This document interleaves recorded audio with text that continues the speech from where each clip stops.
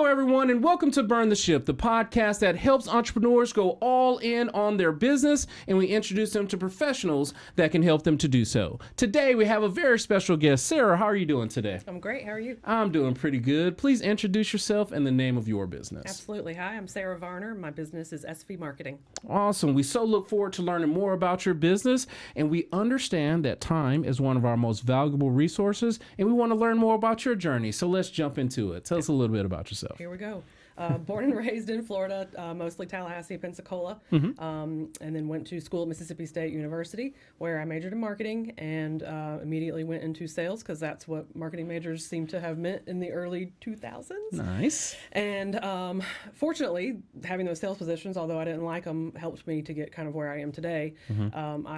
So for the first, several years after college, it was some different sales and marketing, hybrid roles, and eventually I got a job when I moved up to Atlanta from Pensacola with Nielsen, like the TV ratings people. Yep. Little did people know that at the time they had a trade show division, Nielsen Expositions. And so they were specifically looking for a marketer to work on exhibitor sales, supporting exhibitor sales. And wanted someone with that background of knowing how marketing and sales work together. And so I got into the trade show industry of B2B trade shows, doing the marketing for that. Okay, awesome. Now, when you said you got ready to go to school, going to Mississippi is a little bit further away from Florida, and then also your major was marketing. Is it where you had influenced by a parent or someone who said, hey, marketing, or were you just always drawing flyers and said, I'm gonna go into marketing? Kind of that. So I was the first person in my family to go to college, and Mississippi State is about 4.5 hours from Pensacola in Starkville, so not far from home, far enough to feel like I was going away somewhere, and was just looking for a good school that was, my decision making was awful at the time.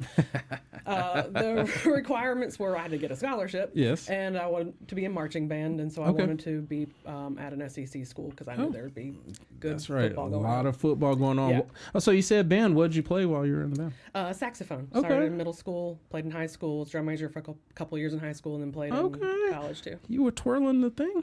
Drum major? Or no, you were doing this thing? Yes. Okay. I got you. Well, that's good foreshadowing because you're helping to direct clients now to get them in the right direction. So you said you were working in the trade show industry. Is it where it was trade shows for Nielsen or shows for other businesses that work with Nielsen? For Nielsen. Yes. Okay. So they produced their own events that they owned most of them. I think there was one brand that they produced an event for that was an association that paid them to produce the event. And then they were, Nielsen sold that business off and was to private equity, and then the company went public a few years before COVID. It's all a blur now at this point, but I was with them for 15 years. And over that time, through acquisitions and reorgs, ended up working in over 10 different verticals, industries I wouldn't have been exposed to otherwise. So it was always interesting. I loved the challenge of learning the new industry. And So trade shows, I've been to a ton of them. I've been to weddings, boats, I've been to contractors. I've seen all kind of elaborate setups. What would you say is the most elaborate setup that you have? Fireworks? Gosh, no. I did see, she's now one of my best friends. She was the marketing person for one of our bigger exhibitors at a home medical equipment show. They were a diabetic supply company, and they went full on with a themed booth. There was a pirate ship that was pulled from their location in Florida up to the Georgia World Congress Center and put in the expo hall. They wanted to do a small kind of pool with a mermaid in it, but they could not get the clearance to do that, so they ended up having a very nice hot tub with the mermaid sitting in it. It was fun. Sometimes people are impressed with the big booths, the double, triple decker kind of booths. For me, it can be the simplest thing. One of my favorite booths that I saw was a show that was in the screen printing and embroidery space, and they were showing how their machine took up less space than their competitors. And so they bought a booth bigger than what they needed to put their equipment in, and to show you we could have gotten by with 8 foot by 8 foot space this is to show you how much it really takes up in your business. And I'm like, that it's simple and effective and straightforward. Yes, makes sense. Their message was on par with what their deliverable was. So that makes a lot of sense. So you were in the industry for 15 plus years. You said, it was around COVID time, so it wasn't too terribly far ago. Was this about the time where that event happened that made you burn the ship and go all in your business? COVID, first of all, was interesting time for B2B trade shows. We had to quickly pivot to doing virtual and online stuff to try to save whatever revenue that we could. And then thankfully, when we started producing again and having the live events mid 2021 and then 2022, the shows were really, really coming back. Okay. The event happened in February 2025 last year. Okay. Yeah. I had already decided that I was looking for something new and had been looking for new roles starting that in 2025. But got caught up in a round of layoffs at the end of February and kept looking for jobs. So I thought I wanted to do, even though people were trying to encourage me to do your own thing. And I fell into it kind of by accident, I guess. Yeah. I put a post on LinkedIn saying, hey, I know I should be taking this time for myself and doing things that I didn't get to do a lot of because I work a lot. I love to work. Yes. And so I asked people that have been through this, what's your advice? Are there certifications that you think I should do, books to read, anything to occupy my time? Because I miss being creative and I miss thinking strategically. And instead of getting here's what you should do, people started reaching out to me saying, hey, you open to project work? Oh, Sure, okay, I'll do that. And had a couple of projects at a time. And then because I had a severance package in place, I was, still getting paid for several months after being laid off. I just thought, let's do this. Yes. And over the course of a weekend, got my LLC, built a website, and then on that Monday, published on LinkedIn that I was open for business. Yeah, let's go. That's exciting news because you had so many other options at that particular time to either go back into the corporate machine there because you had been there, well established, 15 plus years. They know what you're doing, but you made the decision to get out there and do your own thing. And now we want to hear all about it. So tell us, what is it that you're doing with your business now? So Esvee Marketing focuses mostly on B2B marketing. Most of my clients are in that B2B trade show space, conferences and expos. And having my own business, what I've liked is that I've been able to focus on the parts of marketing that I enjoy the most. I don't want to sit and do social media posts all day. That's not my thing. I like doing strategy and helping people figure out what it is that they're saying, why they're saying it, how they need to sound when they're saying it, and then we get into where you're saying it. So I focus on messaging and messaging strategy, making people clear in their positioning, their value prop, and what makes them different from their competitors, because too many people sound like each other. That's right. Now, with those larger trade show helpings, you can do this all over the country, I'm assuming. You go all over the place. Because with those trade shows, I'm sure those are bigger companies that are trying to do that. Now, I know there's a couple different aspects of your business we're going to talk about today. But before we leave the trade shows, tell us a little bit about how that experience works. Does it take a whole year for you to plan for it? If I'm engaging into that, tell me a little bit about what that looks like for me. So I've worked with clients on different things as it relates to trade shows. I've worked with trade show organizers when they have had announcements that they're going to make. I can't say specifically because two of them are actually not announced quite yet. Okay. But they have big announcements coming up, and I did the go-to-market strategy for that and the messaging for the announcement, what they need to say. I've done brand voice guides to help them so that when they're outsourcing to any kind of contractors or onboarding new people, they can use this brand voice guide kind of as an onboarding tool. It tells you everything you need to know about the business, and the marketer can actually start creating content immediately.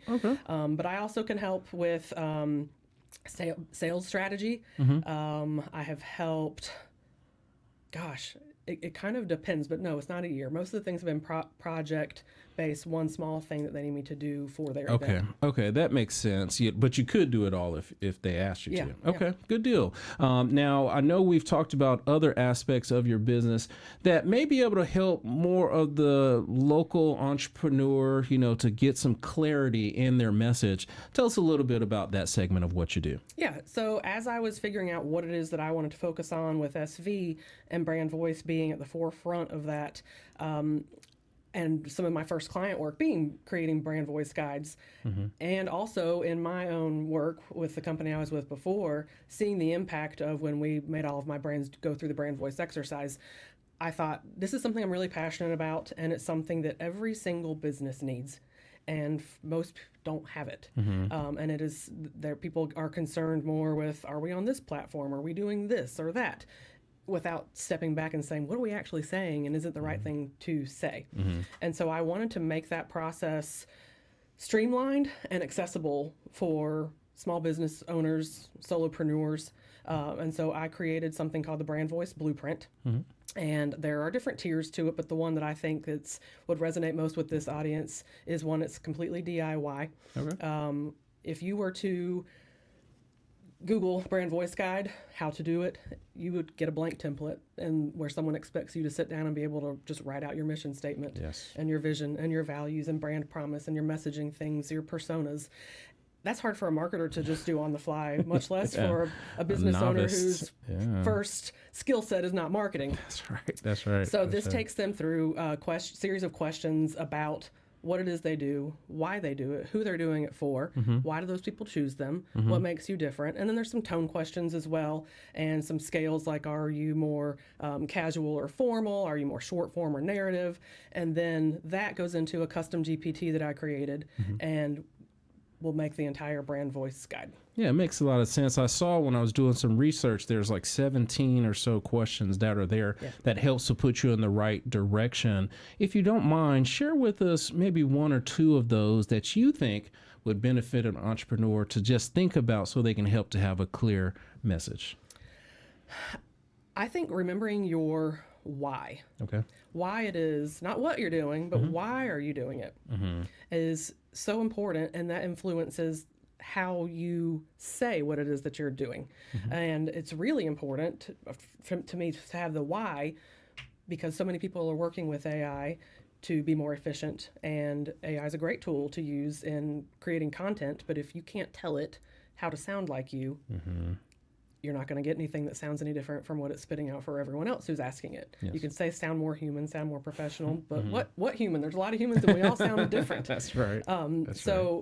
Getting back to the why, when you can provide the AI with the why, it crafts message that is, there's more behind it than just words. Right. Gives it more meaning. Yeah, that makes a lot of sense, because, when I was looking at that, I said, I know they're here for a reason and they're important. Let me just ask her which one she thinks, that people can take a liking to. And the why is tied to everything pretty much. It's why you get up in the morning for whatever that why is. So that makes total sense when it comes to that. Now, there's one more yeah. that I also think is really important, and it's the what makes you different question.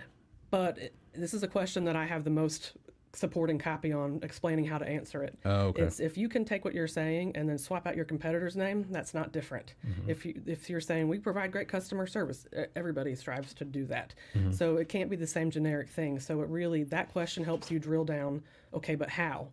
Okay, but how? They really drill down into what makes you different. Yeah, I have to go onto the website and go through that process and think about that for myself. I think that, we have some different offerings, we have a different mindset, especially as an independent company here. But I'm sure that guide, which all of you guys should check out as well, and see how I can help to differentiate myself. Now, in this particular industry and with that particular segment, I always ask for referral partners and things like that. What are some of the businesses that you work with that send you opportunities so we can try to connect you with them as well as your end user? It's kind of, I don't have anything specific. It's kind of all over the place because it's one of these things that can benefit any business owner. There's not necessarily a certain industry or niche that it applies to as far as my trade show side of things. Obviously, that's B2B trade bigger, shows. yeah. But brand voice guides are for any business. Any business. Nice. Yes. Now, with you helping these businesses, being in marketing for all of these years and sales, because we're always in sales. If someone doesn't think they're in sales, they're not in business. But you have acquired and nurtured a bunch of business skills that have helped you to be successful in the corporate and now with your own business. Do you mind sharing with the audience a couple of those best practices that have helped you? Oh, there's been a lot over the years. I'm a process person. Okay. I've always had very lean teams.